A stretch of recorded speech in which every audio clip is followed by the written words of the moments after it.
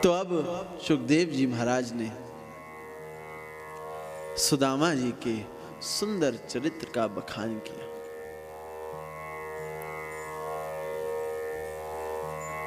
कहते हैं कि ये सुदामा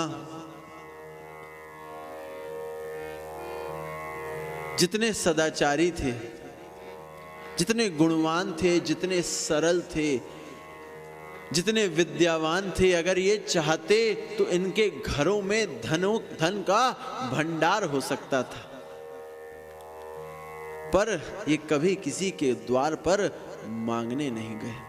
और भैया सुदामा का अर्थ होता है सुंदर दाम वाला, जिसके पास सुंदर धन हो। तो क्या सुदामा के पास कोई धन था? आपने सुना है कि सुदामा के पास धन था? सुदामा के पास एक धन जरूर था। वो क्या था कि भैया राम नाम का हीरा घून लगे ना कीरा। उनके पास राम नाम का हीरा था। जब देखो भगवान का नाम वो लिया करते थे, भगवान की लीलाओं को वो गाया करते थे, भगवान की कथाओं को वो सुना करते थे। सुखदेव जी महाराज सुंदर वर्णन करते हुए कहते हैं, कृष्णस्यासीत् सखा कश्चिद् ब्राह्मणो ब्रह्मवेत्तमा विरक्त इंद्रियार्थेषु प्रशांतात्मा जितेंद्रिय। कृष्ण के ये सखा थे। भैया सखा कौन होते हैं? स खादती स खेलती या स सखा। जो साथ में खाए, साथ में खेले, वो सखा होता है। एक होता है मित्र, यदा कदा मिलती ना मिलती या सा मित्र, जो कभी कभी मिले या ना मिले हमें कोई फर्क नहीं पड़ता, वो मित्र होता है। और ये कौन थे सुदामा? ये भगवान के सखा थे। अत्यंत जितेंद्रिय, समस्त ग्रंथों का, समस्त वेदों के ज्ञाता थे। इनकी पत्नी का नाम था सुशीला। भैया कहा जाता है यथा नाम तथा गुणा। जैसा इनका नाम था वैसे इनके गुण थे। पति जो कह दे उसी को मान लेना।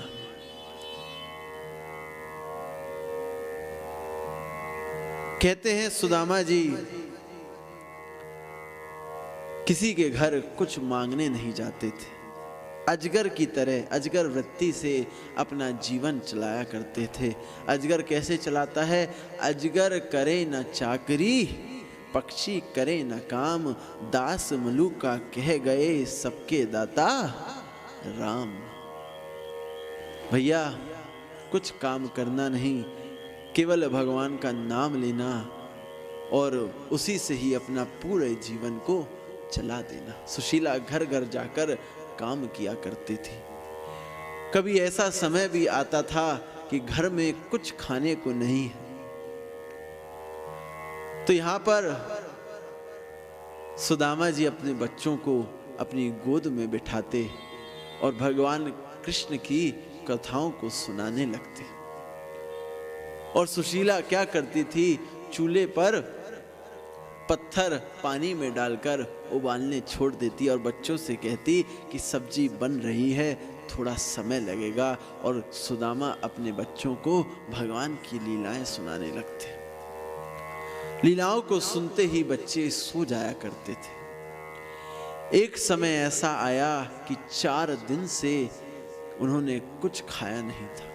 उनके घर में एक रोटी का दाना भी नहीं था, एक अन्न का टुकड़ा भी वहां पर नहीं था। बहुत कष्ट में थी। आज सुशीला सुदामा जी के पास गई और सुदामा जी से कहने लगी कि सुदामा जी, हमने सुना है कि कृष्ण आपके सखा हैं, वो कृष्ण जो द्वारकाधीश हैं।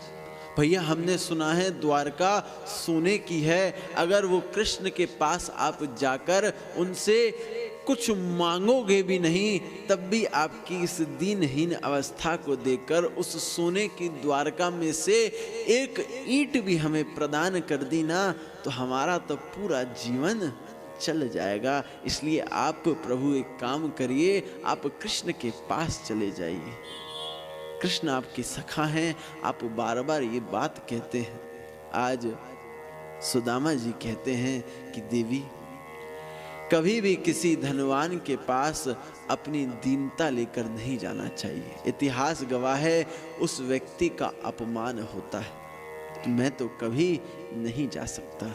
सुशीला बार बार ये बात कहती। एक दिन बीतता, 2 दिन बीतते, आज कहने लगे कि आप चले जाइए। सुदामा के मन में एक ख्याल आया कि देखो, मेरी पत्नी किसी सांसारिक व्यक्ति के पास मुझे नहीं भेज रही, वो मुझे कहाँ भेज रही है? वो तो मुझे भगवान के द्वार पर भेज रही है, तो मैं चला जाता हूँ। कहने लगे कि मैं तैयार हूँ जाने के लिए, पर मैं बहुत दिन बाद कृष्ण से मिल रहा हूँ, उसको कुछ भेंट तो दे दूँ। कहेगा कि कुछ भेंट नहीं लेकर आया, भाभी ने क्या दिया है जरा मुझे दिखा, वो ये ऐसा जरूर कहेगा। तो कुछ भेंट में हो तो हमें जरूर दे दो। यहाँ संशय उठता है कि क्या सुदामा को पता नहीं था कि उनके घर में 4 दिन से कुछ खाने को नहीं, तब भी वो मांग रहे हैं कि कुछ ला दो, भेंट के रूप में कुछ ला दो।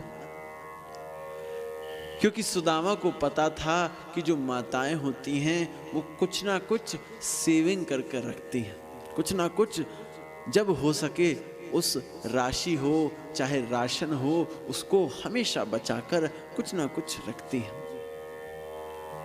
और भैया आप सब जानते हैं कि भैया आज से 4 साल पहले, अभी वो तिथि गई है 8 नवंबर की, एक व्यक्ति ने हम सबको रात के 8 बजे एक सूचना दी कि भाइयों, जो 500 और 1000 के जो टेंडर हैं, जो नोट हैं, वो अब नहीं चलेंगे। उससे पहले तो जब पतिदेव कुछ मांगते थे कि कुछ हो तो भैया दे दो, तो कहती थी कि हम पर कुछ नहीं है, हमें और दे दो, हमें और दे दो। पर जैसे ही ये डेट आई और ये अनाउंसमेंट हुआ, आज खूब सारा धन लेकर अपने पति के पास पहुंच गई कि भैया इसको आप चेंज करा दो जितनी जल्दी हो सके। तो यही बात आज सुदामा सोच रहे हैं कि देखो, हो ना हो हमारी पत्नी के पास कुछ ना कुछ होगा, कुछ ना कुछ उसने बचा के रखा होगा।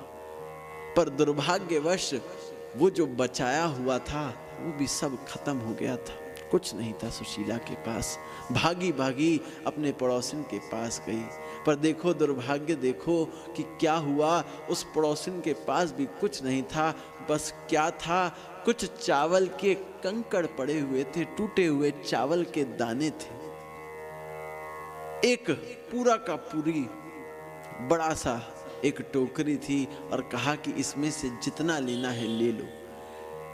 केवल 2 मुट्ठी चावल लिए, एक गठरी में बांधे और सुशीला वहां से चल दी।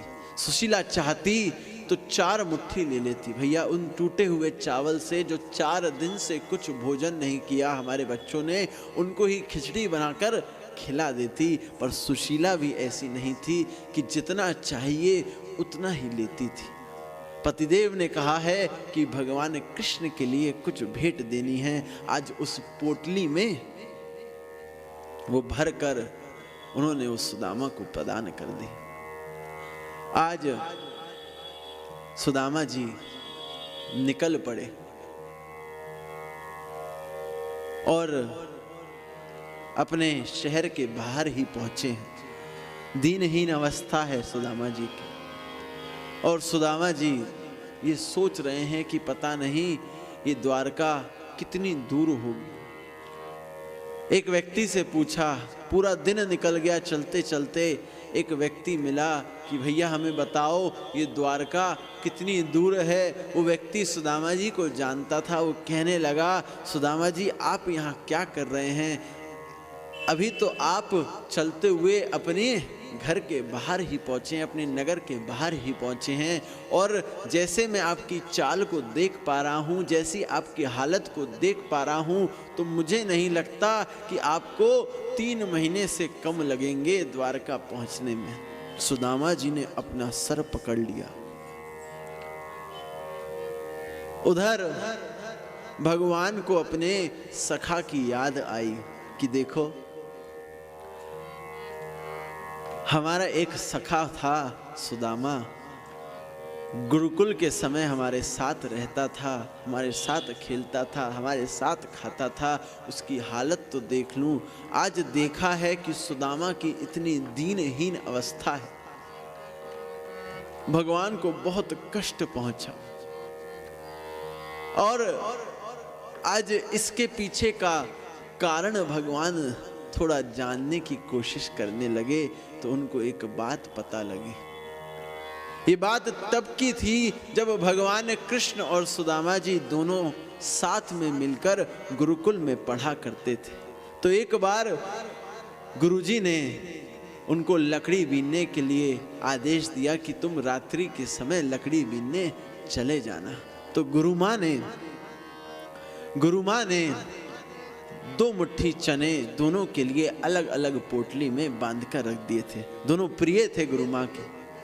इतने में ही वहाँ पर दुर्वासा जी आ गए, और दुर्वासा जी कहने लगे, भिक्षाम देहि, भिक्षाम देहि। और दुर्भाग्यवश गुरु माँ के पास उन 2 पोटली के अलावा कुछ नहीं था, उन 2 पोटली चनों के अलावा कुछ नहीं था। मैया ने कहा कि हमारे पास कुछ नहीं है, प्रभु हमें क्षमा करिएगा। दुर्वासा जी वहाँ से निकल गए, पर अपने मंत्रों की शक्ति से देखा तो उन्होंने पाया कि 2 चने की पोटली अभी भी मैया के पास है। मैया के पास गई और मैया से कहने लगे कि जिनके लिए तूने ये 2 पोटली रखी है वो दीनता को प्राप्त हो जाएं, दरिद्रता को प्राप्त हो जाएं। ये सारी की सारी बात सुदामा ने सुन ली थी। मैया ने सुदामा को वो 2 मुट्ठी चने दे दिए, और सुदामा ने अपने हिस्से के तो खा ही लिए और भगवान के हिस्से के भी चने खा लिए। जब भगवान को भूख लगी तो भगवान ने सुदामा से कहा कि जो मैया ने जो हमें चने दिए थे वो तू हमें दे दे। तो सुदामा ने कहा कि जो आंधी तूफान आया था उसमें वो चने उड़ गए। भगवान ने अपनी योग दृष्टि से देखा तो पाया कि सुदामा ने उन चनों को खा लिया है। तो भगवान ने मन ही मन सोचा, सुदामा से कुछ नहीं कहा, सोचा कि सुदामा तुम्हारे इस कर्म के कारण जो तुमने हमारे चने खा लिए, कहीं तुम दरिद्र ना हो जाओ। भगवान ने इतना सोचा, पर भगवान ने इसके पीछे के कारण को आज तक नहीं सोचा था। आज द्वारका में बैठे बैठे अपने सखा की याद आई। सखा को याद कर कर जब देखा है कि सखा की इतनी बुरी अवस्था है, इसका कारण जाना, तो आज भगवान को पता चल गया कि ये सब उनकी वजह से हो रहा है। ये सारी दीनता, ये सारी दरिद्रता जो मुझे लगने वाली थी वो आज सुदामा ने अपने ऊपर ले ली है। भगवान ने कहा जो श्राप है उन सारे के सारे श्राप को मैं विफल कर दूंगा। और भगवान ने ही योग माया के द्वारा जो सुशीला है उसकी बुद्धि फेर दी, और सुशीला के कहने पर ही आज सुदामा द्वारका की ओर बढ़ चले। सुदामा को पता चला कि बहुत समय लग जाएगा द्वारका पहुंचते पहुंचते। आज एक पेड़ के नीचे विश्राम करने लगे। भगवान कहते हैं तू चल पग 7 तो मैं आऊंगा पग 60। तू 1 कदम बढ़ाएगा तो मैं 10 कदम तेरी ओर बढ़ाऊंगा। भगवान ने जैसे ही देखा कि सुदामा निकल गए हैं, उन्होंने गरुड़ जी को भेज दिया, और गरुड़ जी आज सुदामा को लेकर द्वारका आ गए।